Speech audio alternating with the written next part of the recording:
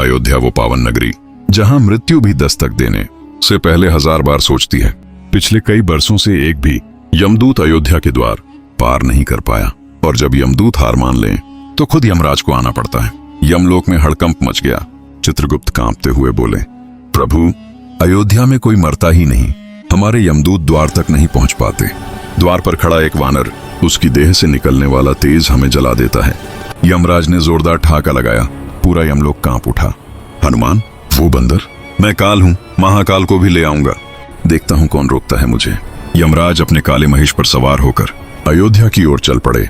अयोध्या का मुख्य द्वार। हनुमान जी शांत भाव से खड़े हैं। यमराज गरजे, हट जा बंदर, मैं श्री राम से मिलने आया हूं, उनकी लीला पूर्ण हो चुकी है। हनुमान जी ने प्रणाम किया, फिर दृढ़ स्वर में बोले, हे धर्मराज, प्रभु की आज्ञा बिना यहाँ पत्ता भी नहीं हिलता। जब तक मैं जीवित हूँ कोई मेरे प्रभु को यहाँ से नहीं ले जा सकता। लौट जाइए। यमराज का अहंकार भड़क उठा। मूर्ख वानर, काल को चुनौती, युद्ध कर। पहला प्रहार, यमराज की विशाल गदा। हनुमान जी ने अपनी गदा उठाई।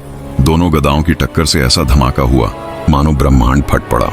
यमराज की गदा टुकड़े टुकड़े हो गई। यमराज ने कालपाश फेंका। हनुमान जी ने हवा में ही पकड़ लिया और एक झटके में चूर चूर कर दिया। अब यमराज ने अपना अमोघ यमदंड निकाला। अब तेरा अंत निश्चित, यमदंड आया। हनुमान जी ने अपना रूप इतना विशाल कर लिया कि यमराज चींटी जैसे लगने लगे। फिर अपना विशाल मुख खोला और यमदंड को निगल गए, ठीक वैसे ही जैसे कभी शिवजी का त्रिशूल निगला था। यमराज के होश उड़ गए।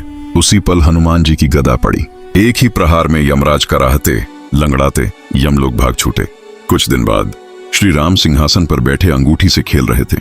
अचानक अंगूठी हाथ से छूटकर फर्श की दरार में गिर गई। राम जी मुस्कुराए, हनुमान, मेरी अंगूठी गिर गई, जल्दी ले आओ। हनुमान जी सूक्ष्म रूप धारण कर दरार में कूदे, लेकिन अंगूठी उनसे भी तेज भाग रही थी। पूरी पृथ्वी के चक्कर लगाए, आखिर अंगूठी सुमेरु पर्वत की गुफा में जा गिरी। गुफा के द्वार पर एक और वानर पहरा दे रहा था। हनुमान जी बोले, मैं हनुमान हूँ। द्वारपाल हंसा, इतना पतला दुबला? असली हनुमान तो अंदर सिंहासन पर है।